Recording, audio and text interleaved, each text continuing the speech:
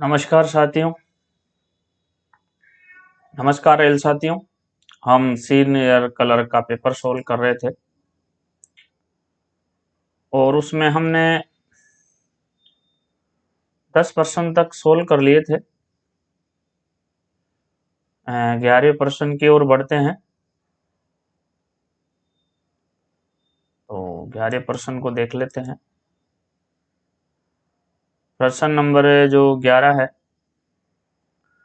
वो बात कर रहा है minimum pension payable under 7 CPC 7 पे कमीशन एज यानी 7वें वेतन आयोग में न्यूनतम पेंशन कितनी है। तो 7वें वेतन आयोग में न्यूनतम पेंशन जो आपके रखी गई है वो 9,000 रुपये रखी गई है। यहाँ पे सी ऑप्शन आपका करेक्ट है। और यहाँ पे अगर हम अधिकतम की बात करें तो अधिकतम पेंशन जो रखी गई है वो 1,25,000 रुपये रखी गई है। तो यहाँ मैंने आपको दोनों बता दी है, न्यूनतम पेंशन भी बता दी है और मैक्सिमम पेंशन भी बता दी है। तो आपसे मैक्सिमम पूछे तो 1,25,000 लगाइए और यदि आपसे मिनिमम पूछता है तो 9,000 लगाइए। एक्चुअल में ये क्या है कि जो 7वां वेतन आयोग है उसमें मैट्रिक्स लेवल जो L1 से L18 तक रखा गया है। तो L1 की जो बेसिक है वो 18,000 रुपये है। L1 की जो बेसिक है वो 18,000 रुपये है और L18 की जो बेसिक है वो 2.5 लाख रुपए है। वो आपके 2.5 लाख रुपए है। तो याद रखने का फंडा ये है कि अगर आपसे वो L1 की बेसिक पूछता है मिनिमम तो 18,000 हो जाएगी और उसकी आधी आपकी 9,000 न्यूनतम पेंशन हो जाएगी। और जो L18 तक जो यहाँ बेसिक रखी गई है L1 से L18 तक वो 18 में 2.5 लाख रुपए रखे गए हैं बेसिक। तो 2.5 लाख की आधे आप 1,25,000 कर सकते हैं। तो ये आपके 5-6 प्रश्न रिलेटेड इससे हो जाते हैं।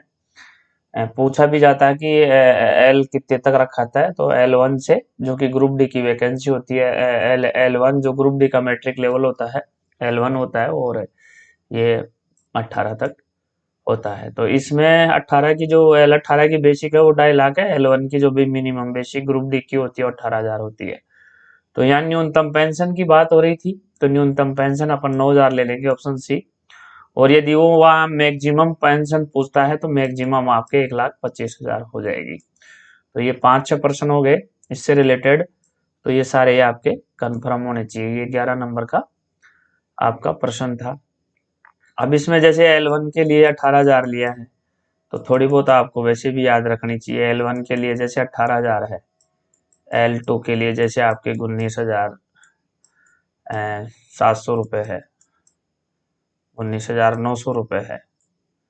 L3 के लिए आपके 21,700 रुपये है और L4 के लिए आपके 25,500 रुपये है और L5 के लिए आपके 29,200 रुपये है और L6 के लिए आपके 35,400 रुपये है और L7 के लिए आप जानते होंगे 44,900 रुपये है और L8 के लिए 47,600 रुपये है। तो ये बेसिक है। तो ये इतना तो आपको याद होगा मेरे हिसाब से और रखना भी चाहिए। L1 से L8 तक इतना तो आपको याद भी रहना चाहिए।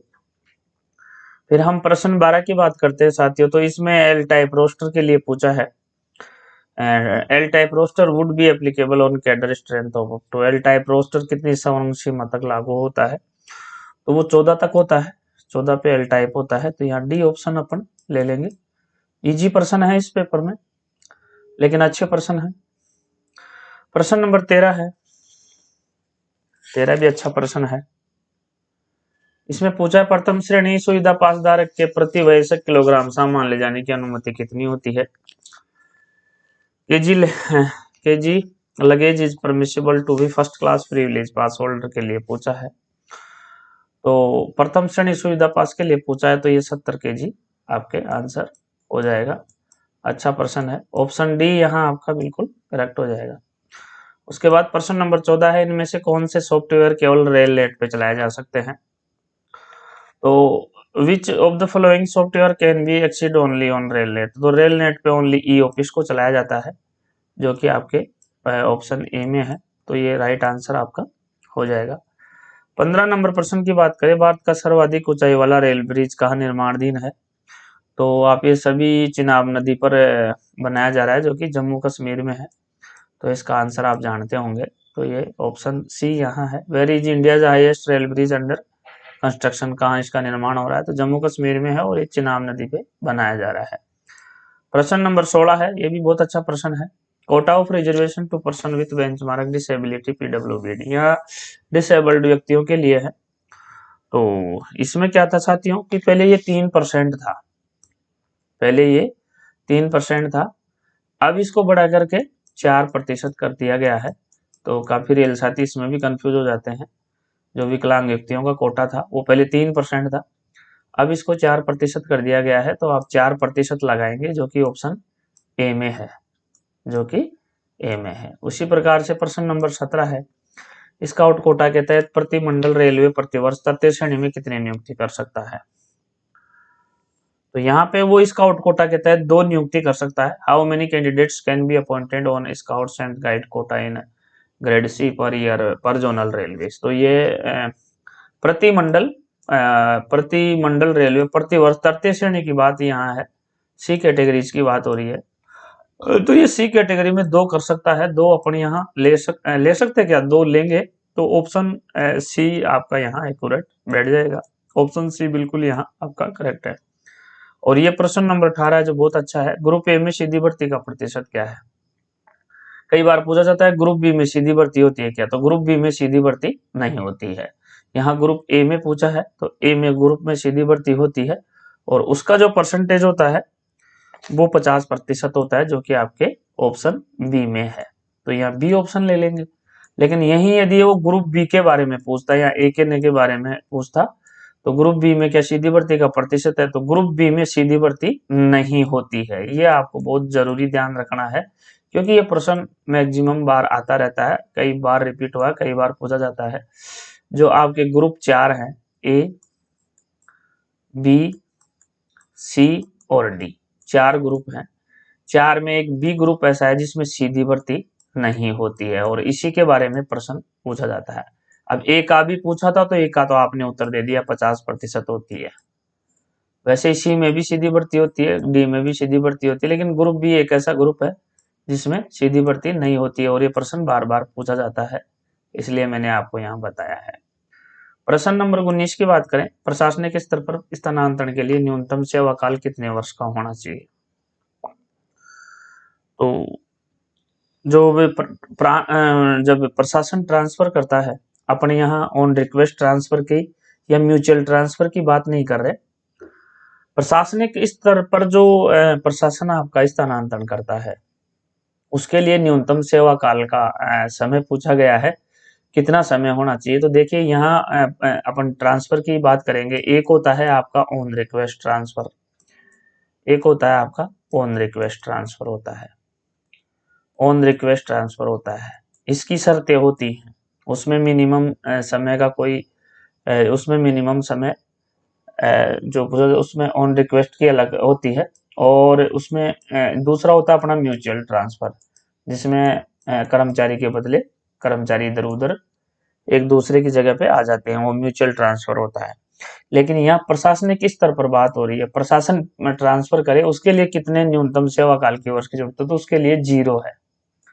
प्रशासन आपका प्रशासनिक आधार पर कभी भी ट्रांसफर कर सकता है, और उसमें वो आपको ज्वाइनिंग टाइम भी देता है। ज्वाइनिंग टाइम की गणना ऐसे करते हैं, जैसे मान लीजिए 0 है, तो 0 से 1000 किलोमीटर तक अगर वो करता है तो आपको 10 दिन का समय देता है।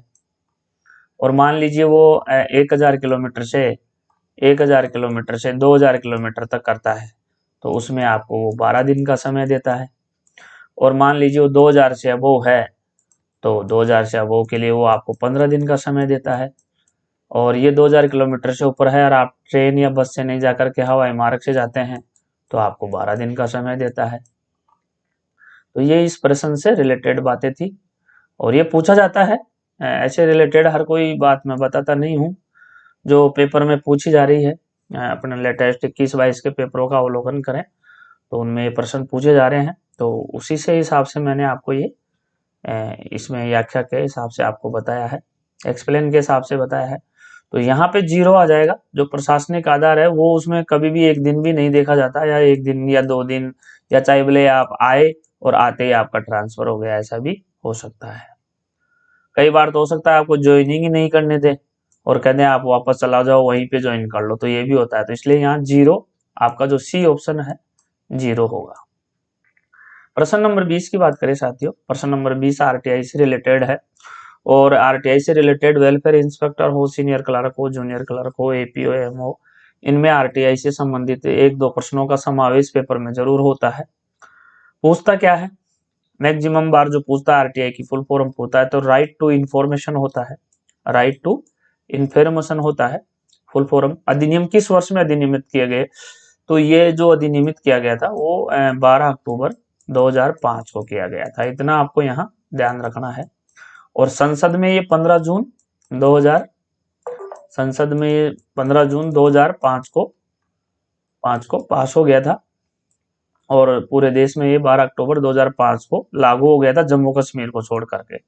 लेकिन फिर जम्मू कश्मीर में भी इसको बाद में आरटीआई को लागू कर दिया गया था। तो यहाँ जो अपन वर्ष लेंगे वो 2005 लेंगे, ऑप्शन बी लेंगे यहाँ पे। आरटीआई की जरूरत क्यों पड़ी साथियों, आरटीआई की जरूरत इसलिए पड़ी थी कि एक ऐसा एक्ट हो जिसमें जो जनता के पब्लिक के काम है, जो सरकारी कार्यालय हैं, उनमें उनके कामों में पारदर्शिता आए, उनके काम तय सीमा में हो, उनकी एक फिक्स अवधि हो, भाई इतने दिनों में जनता के पब्लिक के कार्य हो जाएं। और सबसे बड़ी बात थी भारत मुक्त भ्रष्टाचार बने, भारत के किसी भी सरकारी दफ्तर में, कार्यालय में भ्रष्टाचार नहीं हो और जो जनता के काम हैं उनकी एक समय सारणी हो, तय सीमा पे उनके काम होने चाहिए। ऐसे नहीं कि कोई काम 15 दिन का है और उसमें 6 महीने लग रहे हैं। तो एक सरकारी कार्यों में पारदर्शिता के लिए और भारत में भ्रष्टाचार खत्म हो जाए, भ्रष्टाचार का नामो निशान मिट जाए, सरकारी कार्यालयों में भ्रष्टाचार नहीं हो, उसके लिए आरटीआई एक्ट लाया गया था। और आरटीआई एक्ट में 2 चीजें और ध्यान रखनी है आपको। आरटीआई एक्ट में होता क्या है कि जैसे अगर आपने एप्लीकेशन लगाई, उसका जो पोस्टल ऑर्डर की राशि है वो 10 रुपए है, ये भी पूछा जाता है, आपको ध्यान रखना है। साथ ही आपको आरटीआई एक्ट से ये भी ध्यान रखना है कि जब आप कोई एप्लीकेशन लगाते हैं तो उसमें 30 दिनों के अंदर प्रशासन को आपको जवाब देना होता है, जिस डेट से आपने लगाई उसके 30 दिनों के अंदर, यानी 1 महीना मान लीजिए।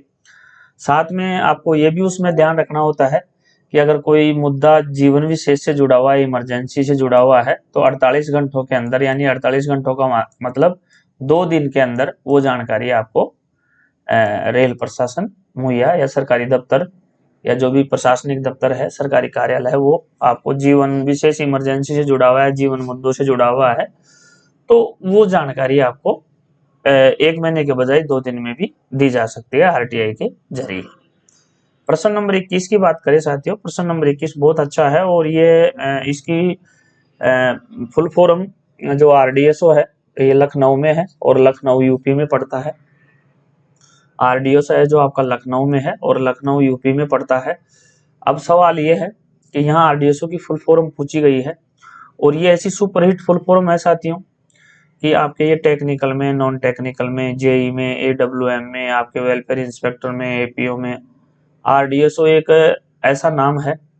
अगर आरडीएसओ के बारे में आपको 2-4 लाइनें पढ़ने को मिल जाए तो आप पढ़ डालिएगा। आरडीएसओ की जो फुल फॉर्म होती है वो होती है research design and standard organisation. तो यहाँ सी ऑप्शन में इसका एक्यूरेट है, रिसर्च डिजाइन, बीच में एंड आता है, इसका आप ध्यान रखें, एंड की गलती नहीं करें, और स्टैंडर्ड ऑर्गेनाइजेशन होता है। और ये आपके आरडीएसओ लखनऊ में है। और लखनऊ कहाँ पड़ता है, लखनऊ पड़ता है आपके यूपी, यूपी का यहाँ मतलब है उत्तर प्रदेश। इतना तो आप खिलाड़ी आदमी हैं, जानते ही होंगे। तो ये सी ऑप्शन आप यहाँ लेंगे और ये बहुत अच्छा इंपॉर्टेंट प्रश्न है। मैंने इस प्रश्न को कई पेपरों में रिपीट होते हुए कई बार देखा है।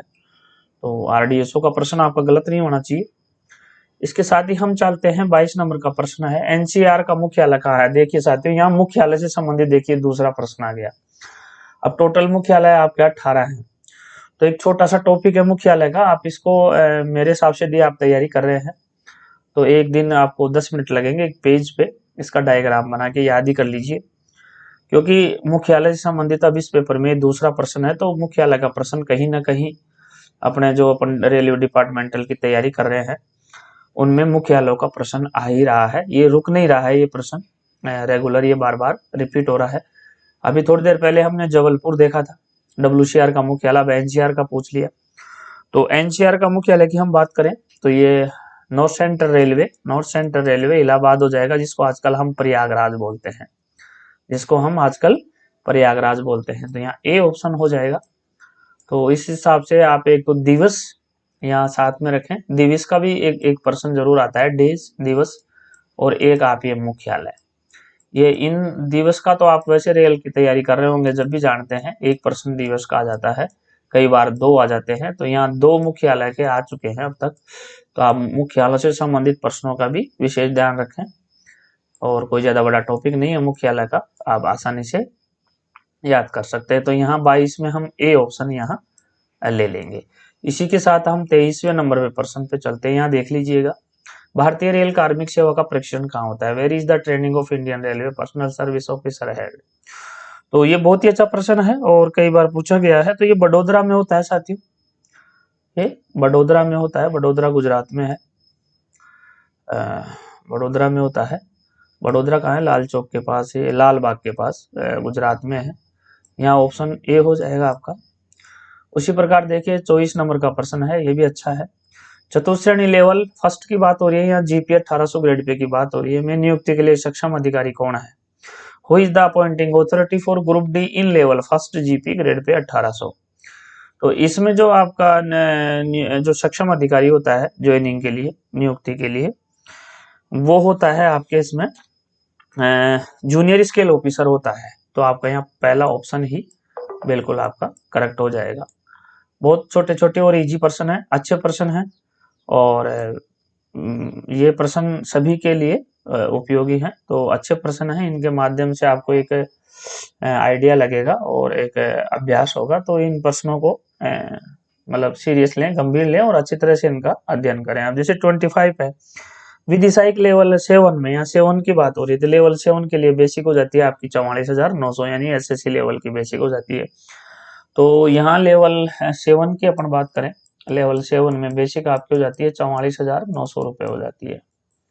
तो ये SSC लेवल की बेसिक है। यहाँ CLA की बात हो रही है, what is the percentage for direct recruitment of CLA level 7 के लिए। तो यहाँ प्रतिशत पूछा है, विदिशायक लेवल 7 में सीधी भर्ती कोटे का कितना प्रतिशत है। तो यहाँ पे जो सीधी भर्ती का कोटा प्रतिशत है वो 40% है। ऑप्शन ए आपका यहाँ एक्यूरेट बैठ जाएगा। प्रश्न नंबर 26 है, भारतीय संविधान की कौन सी अनुसूची का संबंध भाषा से है।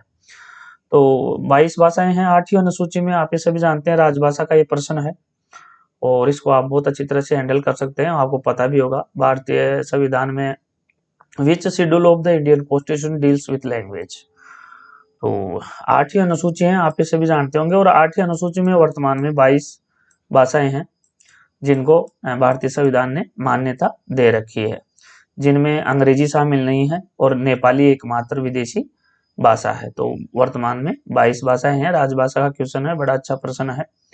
तो यहाँ 8वीं अनुसूची ले लेंगे। पहले एक 1950 में ये क्या थी कि 1950 में जब मान्यता मिली थी तो 14 भाषाओं को ही मान्यता मिली थी। फिर क्या हुआ साथियों, ये 14 भाषाएं थी शुरू में 1950 में संविधान में। फिर क्या हुआ, 1967 में एक भाषा जोड़ी गई थी, और वो एक भाषा थी सिंधी। तो ये 14 और 1 15 हो गई। फिर 15 के बाद क्या हुआ, 1992 में 3 भाषाएं जोड़ी गई। ये आपके संविधान संशोधन था 21वां संविधान संशोधन था। फिर उसके बाद ये 1992 में 3 भाषाएं जोड़ी गई, नमक, नेपाली, मणिपुरी और कोंकणी। फिर हिसाब से ये 15 और 3 18 भाषाएं हो गई। फिर इसके बाद क्या हुआ, एक संशोधन और हुआ 2004 में हुआ। 2004 में 2004 नहीं 2003 में हुआ। उसमें क्या हुआ, 4 भाषाएं जोड़ी गई, डोडो, बोगरी और मैथिली और संताली जोड़ी गई। तो ये 18 और 4, ये इस प्रकार से 22 भाषाएं हो गई। तो वर्तमान में 22 भाषाएं हैं आपके 8वीं अनुसूची में, जिनको भारतीय संविधान ने मान्यता दे रखी है। इस प्रकार से ये 22 भाषाएं थी। तो हम यहाँ, इन्होंने अनुसूची पूछी थी कि कौन सी अनुसूची में है, तो अनुसूची अपना 8वीं लेंगे। तो यहाँ बी ऑप्शन आप यहाँ ले लेंगे।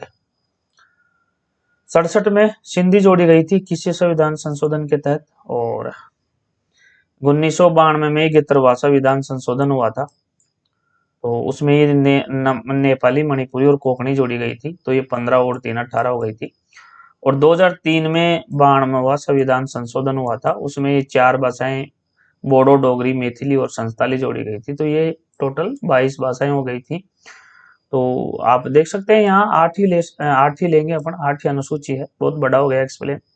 तो यहाँ बी ऑप्शन अपन यहाँ आसानी से ले लेंगे। अच्छा प्रश्न था। यहाँ तृतीय श्रेणी की बात हो रही है, ग्रुप सी की बात हो रही है साथियों।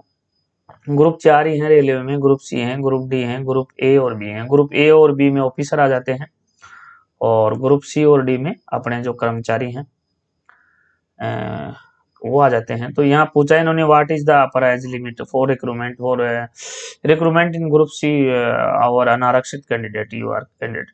ये कह रहा है कि भाई सामान्य उम्मीदवारों के लिए रेलवे तृतीय श्रेणी में, ग्रुप सी की बात हो रही है यहाँ, तृतीय श्रेणी की बात ग्रुप सी की बात हो रही है। तो ग्रुप सी में इन्होंने यहाँ पूछा है कि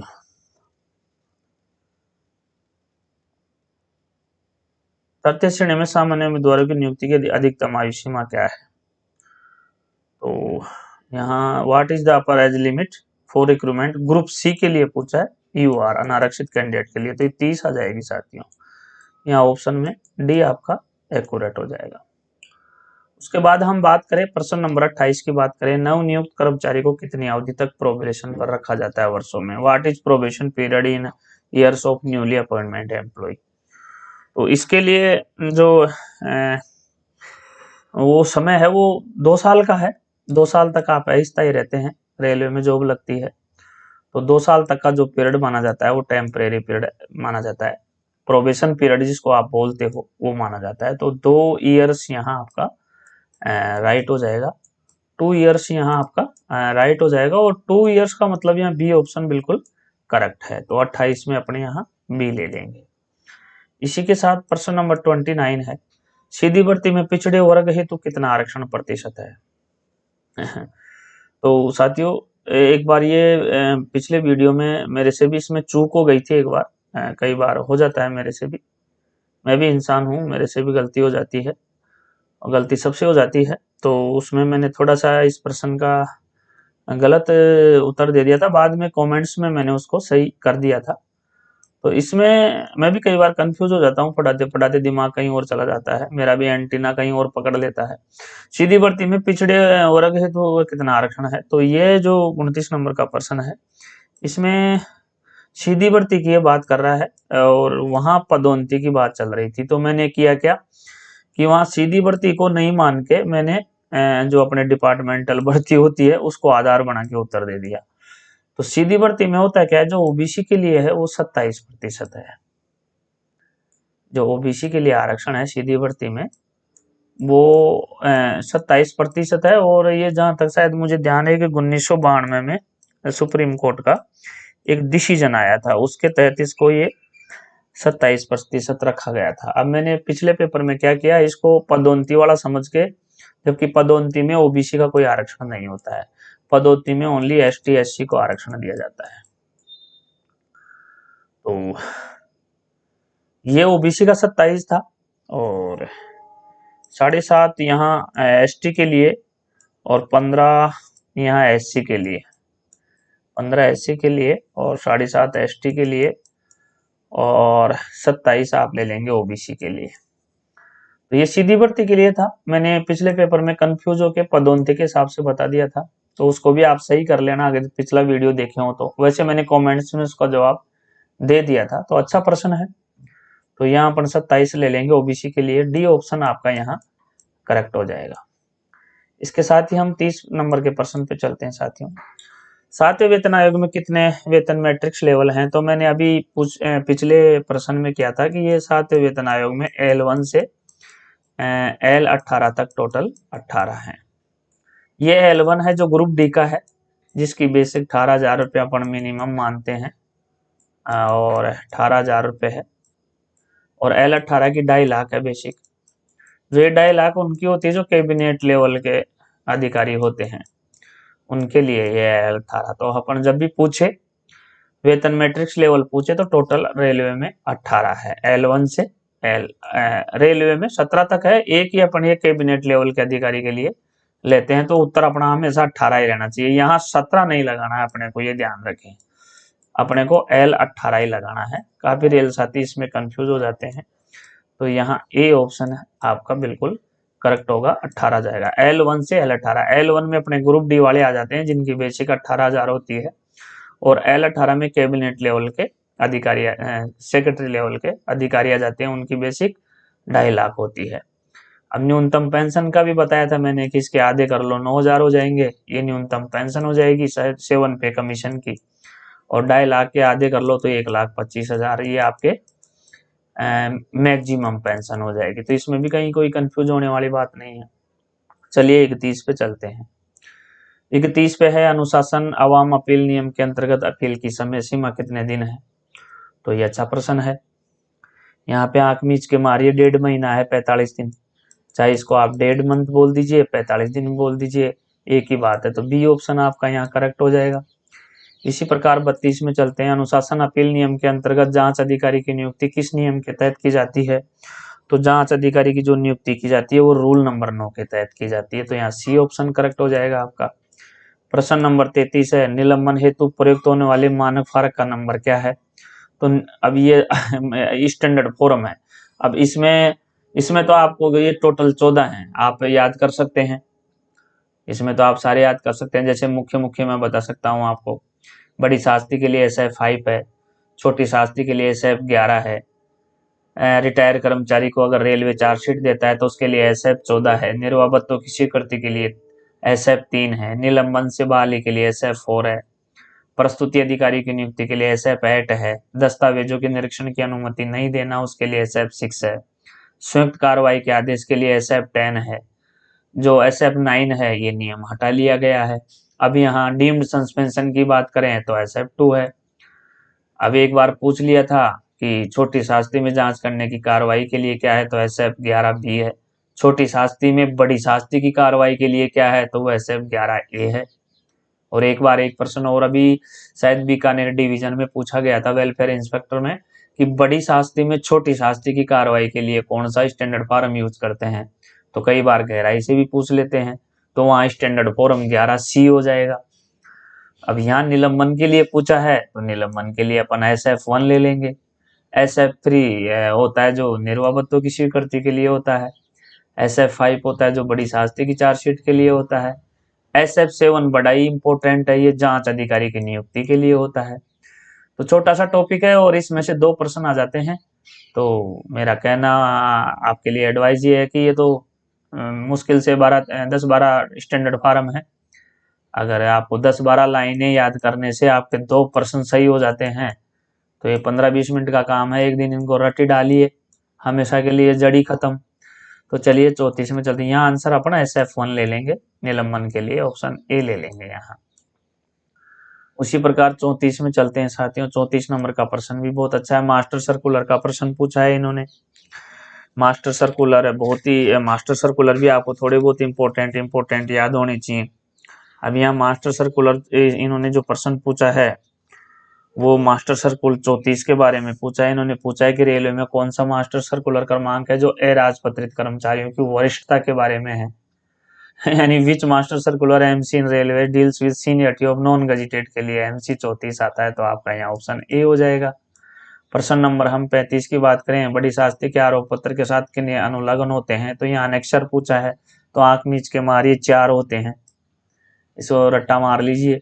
प्रश्न नंबर 36 है, संघ पर हिंदी भाषा के प्रचार प्रसार का दायित्व संविधान के किस अनुच्छेद में है, तो ये राजभाषा का प्रश्न भी है, तो हिंदी को बढ़ावा देना हिंदी का प्रचार प्रकाश करना, हिंदी भाषा के विकास के लिए केंद्र सरकार को निर्देश देना, ये सब 351 में है। तो 351 का यहाँ आ जाएगा। अब जैसे आपको 343 का बताऊं तो 343 में क्या है, संघ की राजभाषा है, जिसमें हिंदी भाषा मानी गई है, देवनागरी लिपि है, अंकों का जो अंतर्राष्ट्रीय रूप होगा वो अंतर्राष्ट्रीय रूप मान्य होगा, ये अनुच्छेद 343 में है। अब जैसे यहाँ 349 पूछा है, तो 349 का दिया है, तो 349 में भाषा से संबंधित कुछ विधियां अधिनियमित करने के लिए विशेष प्रक्रियाओं से संबंधित है। तो अब जैसे 350 है, तो 350 में यथा निर्माण के लिए अभ्यावेदन में प्रयोग किए जाने वाली भाषा से है। और भी पूछ सकता था आपसे, 348 भी पूछ सकता था, तो 348 में उच्चतम न्यायालय, उच्च न्यायालय और अधिनियमों, विधेयकों आदि के प्रयोग के बारे में जाने वाली भाषा से है। आपको 347 भी पूछ सकता था, उसमें किसी राज्य की जनसंख्या के किसी भाग द्वारा बोली जाने वाली भाषा को राष्ट्रपति द्वारा मान्यता प्राप्त करना है। आपको 346 के बारे में भी पूछा जा सकता था, तो उसमें आपको राज्यों या किसी राज्य और संघ के बीच पत्राधिकारी की भाषा से संबंधित है। आपको 345 के बारे में भी पूछा जा सकता था, तो वो राज्य की राजभाषा या राजभाषाओं से संबंधित है। आपको अनुच्छेद 344 से संबंधित भी पूछा जा सकता था, तो उसमें आपके राजभाषा के संबंध में आयोग और संसदीय समिति के गठन से है। तो ये 343 से 351 तक 7, 8, 9 कितने बढ़ते हैं, ये 343 से आप गिन लीजिए, 43, 44, 45, 46, 47, 48, 49, 50, 51, 9 अनुच्छेद है, इनको रट डालिए, इनमें से कोई सा पूछ लेता है। तो कहीं ना कहीं आपको एक एक एक तरीके से स्टडी करने की जरूरत है, बाकी ऐसा कुछ नहीं है इन पेपरों में। चलिए 37 की बात करते हैं, पूरे सेवा काल में कितने एमएससीपी दिए जा सकते हैं। तो अब यहाँ एमएससीपी की बात आ गई है, तो इसका एमएससीपी का फुल फॉर्म होता है modified assured career progression scheme होता है। अब ये आई कब थी, मैंने पिछले प्रश्न में बताया 1/9/2008 को आई थी एमएससीपी। उस समय कौन सा पे कमीशन था, उस समय छठा सीपीसी था, यानी छठा पे कमीशन था। अब इसमें इन्होंने उस समय तो किया नहीं था, बाद में इन्होंने वेरी गुड का बेंचमार्क भी कर दिया। अब बाद में वेरी गुड का बेंचमार्क किया, कब किया, तो ये किया 25 जुलाई 2016 को किया, 25 जुलाई 2016 को किया। तो उस समय 7 पे कमीशन लग गया था। तो अब आपको ये भी ध्यान रखना है कि जो ये एमएससीपी है, modified assured career progression scheme है, ये 1/9/2008 को आई थी, उस समय छठा पे कमीशन था। जब ये 1/1/2016 से जब लागू हो गया 7वां पे कमीशन, तो 25 जुलाई 2016 को इन्होंने वेरी गुड का बेंचमार्क कर दिया इसमें पदोन्नति के लिए। एमएससीपी में होता क्या है, यदि कर्मचारी का प्रमोशन नहीं होता है तो उसको हर 10-10 साल के अंतराल पर 10, 20 और 30 हर 10-10 साल के अंतर पर अगले 3 ग्रेड दे दिए जाते हैं। ये एमएससीपी में दिया जाता है, यानी पदोन्नति एक तरह से यानी पैसे का फायदा दे दिया जाता है। ऐसा तो है नहीं कि आप टेक्नीशियन में आए और जेई बना देंगे, ऐसा भी नहीं है। आप जेई में आए और आप ग्रुप बी अधिकारी बना देंगे, ऐसा भी नहीं है। केवल आपको 3 वित्तीय लाभ इसमें दे दिया जाता है एमएससीपी में, जो कि कब दिया जाता है, हर 10-10 साल के अंतर पर एमएससीपी में आपको 3 वित्तीय लाभ दे दिए जाते हैं, यानी कि अगले ग्रेड। मान लीजिए कोई 1800 ग्रेड पे आया, तो 10 साल बाद उसका अगला एमएससीपी होगा जो 1900 होगा, और मान लीजिए वो फिर उसके बाद 1900 के बाद उसका 2000 होगा, ग्रेड पे की बात कर रहे हैं। फिर 2000 के बाद उसका अगला 2400 होगा। तो ये है। और जैसे मान लीजिए कोई कर्मचारी 1900 पे आया, तो 1900 के बाद अगला 10 साल के बाद उसका 2000 होगा, दूसरा उसका 2400 होगा, तीसरा उसको 2800 ग्रेड पे होगा। ये केवल ग्रेड पे पैसों का फायदा दिया जाएगा, वित्तीय लाभ दिया जाएगा। ऐसा नहीं है कि कोई टेक्नीशियन में आ गया इसको तो साहब जेई बना दो, 3 प्रमोशन दे दो और जेई बना दो, ऐसा नहीं होगा। या कोई जेई या एसएससी आया, उसको जेई या एसएससी को ऐसा नहीं है कि अगला ग्रेड ग्रुप बी का जा रहा है तो इसको ग्रुप बी अधिकारी बना दो, केवल अगला ग्रेड देते हैं, यानी कि फाइनेंशियल फायदा देते हैं एमएससीपी में। और ये आई कब थी, 1/9/2008 को आई थी। कितने लाभ मिलते हैं इसमें, 3 लाभ मिलते हैं, ये आपको ध्यान रखना है। और 10-10 साल की सर्विस, यानी कि 10, 20 और 30 साल पे 10-10 साल पे इसको अगला ग्रेड दे दिया जाता है, यदि कर्मचारी का प्रमोशन नहीं होता है तो चलिए इसमें आंसर पूछा क्या था, इसमें पूछा यह था पूरे सेवा काल में कितने एमएससीपी दिए जाते हैं, तो 3 एमएससीपी दिए जाते हैं, जो कब कब दिए जाते हैं, 10-10 साल के अंतर पे दिए जाते हैं। तो ये प्रश्न आपके लिए बड़ा ही अच्छा है और बढ़िया प्रश्न है, एमएससीपी से संबंधित है और एमएससीपी से संबंधित आता ही है। अब हम प्रश्न 38 की बात करें। 38 में क्या पूछ रहा है, 38 में पूछ रहा है कंप्लीमेंट्री पास में अधिकतम कितने आश्रितों को शामिल किया जा सकता है। तो देखिए इसकी रामखाने भी मैं थोड़ी सी डिटेल से बताता हूं आपको। Maximum how many dependents are allowed in complimentary pass. जो कंप्लीमेंट्री पास होता है तो आश्रित उसमें 2 से ज्यादा अपन शामिल नहीं कर सकते। ये फंडा कैसे है मैं यहाँ क्लियर करता हूँ। जब हम आश्रितों को शामिल करते हैं तो पास में सदस्यों की संख्या 5 से ज्यादा नहीं होनी चाहिए। पहले तो यहाँ ये चीज आप ध्यान रखो। देखो ये चीज आपको ध्यान रखनी है कि यदि जैसे कंप्लीमेंट्री पास की बात आती है और उसमें आश्रित शामिल होते हैं तो पास में टोटल 5 सदस्यों से संख्या ज्यादा नहीं होनी चाहिए। ये चीज आपको पहले क्लियर होनी चाहिए। फिर वो ये भी पूछ सकता है कि आश्रित सदस्यों की संख्या कितनी ले सकते हैं अपन, तो 2 से ज्यादा नहीं ले सकते। तो यहाँ 2 लिख लेते हैं, बराबर लगा लेते हैं। अब 2 आश्रित ले लिए, सदस्यों की संख्या 5 से ज्यादा नहीं हो सकती, तो हम परिवार के फिर 3 ही सदस्य ले सकते हैं। तो ये परिवार के 3 सदस्य ले लिए और मैक्सिमम आश्रित 2 ले सकते हैं। मैक्सिमम आश्रित मैक्सिमम, वैसे अगर यहाँ लिमिट है मैक्सिमम की, ऐसे नहीं कि 3 ले लिया, 4 ले लिया, 5 लिया, 2 से ज्यादा नहीं ले सकते। तो 2 लिख लिए, तो 3 और 2 कितने हो गए, 5। तो ये 5 से संख्या ज्यादा नहीं होनी चाहिए। लेकिन मान लो अपना यहाँ आश्रित 2 नहीं लेंगे, 1 नहीं लेंगे, मान लीजिए 0 लेते हैं, तो फिर यहाँ परिवार की सदस्य कितनी भी हो सकती है, 5 हो सकती है, 6 हो सकती है, 7 हो सकती है, 8 हो सकती है, 9 हो सकती है। फिर ये 5 का बाउंडेशन नहीं रहेगा। लेकिन यदि आपने एक आश्रित भी शामिल कर लिया तो फिर आप परिवार के 4 सदस्य ले पाएंगे, क्योंकि 4 और 1 टोटल 5 हो जाएंगे। टोटल 5 हो जाएंगे। अब यहाँ आपने 2 लिया था, तो 2 लिया था तो फिर परिवार के सदस्य 3 ही ले पाए जब ये 5 हुए। अब यहाँ एक आश्रित लिया है तो परिवार के सदस्य आप 4 ले लिए, तो ये टोटल 5 हो गए। ये 5 की बाउंडेशन सीमा है 5। यदि आप आश्रित शामिल करते हैं ना तो पास में 5 से ज्यादा सदस्य नहीं होने चाहिए। लेकिन मान लो आपके आश्रित 0 हैं, तो फिर आप यहाँ कितने भी ले सकते हैं, 6, 7, 8, और ये संख्या फिर 5 से ज्यादा जा सकती है। तो ये कह रहे हैं कि कितने आश्रित ले सकते हैं, तो 2 से ज्यादा आश्रित अपन नहीं ले सकते हैं, ये रूल में है। तो यहाँ बी ऑप्शन आप लेंगे, तो इसलिए यहाँ बी आंसर आपका करेक्ट हो जाएगा। उसके बाद हम 39 नंबर पे चलते हैं। अधिकारी वर्ग को 1 वर्ष में देय सुविधा पास की अधिकतम संख्या क्या है। तो ये तो आप सभी जानते होंगे। देखो ये बहुत अच्छा प्रश्न है। What is maximum number of privilege pass given to an officer in 1 year. अधिकारी वर्ग को 1 वर्ष में देय सुविधा पास की अधिकतम संख्या क्या है। What is maximum number of privilege pass given to an officer. देखिए ऑफिसर आते हैं रेलवे में, 4 ग्रुप हैं। रेलवे में ग्रुप कौन से हैं, 4 हैं। कौन कौन से हैं, ए बी हैं। ये ए बी क्या है, दोनों ऑफिसरों के ग्रुप हैं। ग्रुप ए के अफसर, ग्रुप बी के अफसर, जिसको अपन ग्रुप बी अधिकारी बोलते हैं, ग्रुप ए अधिकारी बोलते हैं। फिर ये जो अपना कर्मचारियों का आता है, ये सी और डी आता है। ग्रुप डी और ग्रुप सी, ये कर्मचारियों का ग्रुप है। अब ये जो ग्रुप ए और ये बी है, इनको 6 सेट पर ईयर मिलते हैं। 6 सेट पर ईयर मिलते हैं ज्वाइनिंग टाइम से ही। और पीटीओ तो 4 सेट ही मिलते हैं। पीटीओ तो 4 सेट ही मिलते हैं 1 साल के। अच्छा, पीटीओ के मामले में समानता है, यहाँ ग्रुप सी और डी को भी पीटीओ 4 सेट ही मिलते हैं ज्वाइनिंग टाइम से पर ईयर। यहाँ किसी प्रकार के अधिकारी में कर्मचारी में अंतर नहीं किया गया है। अधिकारी और कर्मचारी दोनों को 4 सेट पीटीओ पर ईयर मिलते हैं ज्वाइनिंग टाइम से ही। लेकिन पास के मामले में यहाँ भिन्नता है। जो पास के मामले में भिन्नता क्या है, यदि ग्रुप ए का अधिकारी है, ग्रुप बी का अधिकारी है, उसको रेलवे ज्वाइनिंग टाइम से ही 6 सेट पर ईयर देता है। जबकि ग्रुप सी और डी के मामले में ऐसा नहीं है। ग्रुप और सी डी को 5 साल तक 1 सेट ही देता है पास का, और फिर 5 साल की सर्विस पूरी होने के बाद 3 सेट पर ईयर देता है। तो यहाँ इन्होंने पूछा क्या था कि अधिकारी को 1 साल में कितने सेट पास मिलते हैं, तो ये 6 सेट पास मिलते हैं, जो कि आपके ऑप्शन डी में है। ये आप यहाँ अच्छी तरह से ध्यान रखें।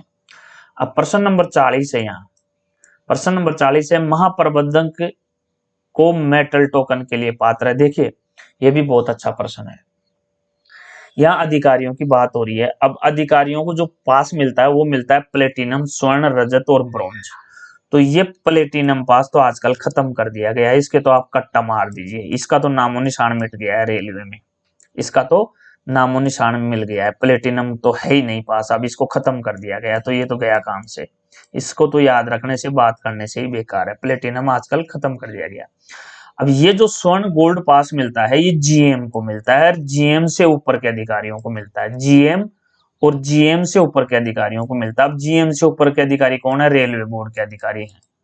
यानी जीएम और जीएम से ऊपर के अधिकारियों को मिलता है। अब तो जीएम से ऊपर के अधिकारी कौन है? रेलवे बोर्ड के अधिकारी है, तो उनको ये स्वर्ण गोल्ड मिलता है। अब ये जो रजत है, ये रजत आपके एसईजी ग्रेड के अधिकारियों को मिलता है, जिसमें आपके कारखाने का सीडब्ल्यूएम और डिवीजन का डीआरएम आता है। ये रजत सिल्वर उनको मिलता है। पूछा जाता है कई बार डीआरएम साहब को कौन सा पास मिलता है, तो सिल्वर मिलता है। कारखाने के सीडब्ल्यूएम को कौन सा मिलता है, तो सिल्वर मिलता है, रजत जिसको हिंदी में बोलते हैं।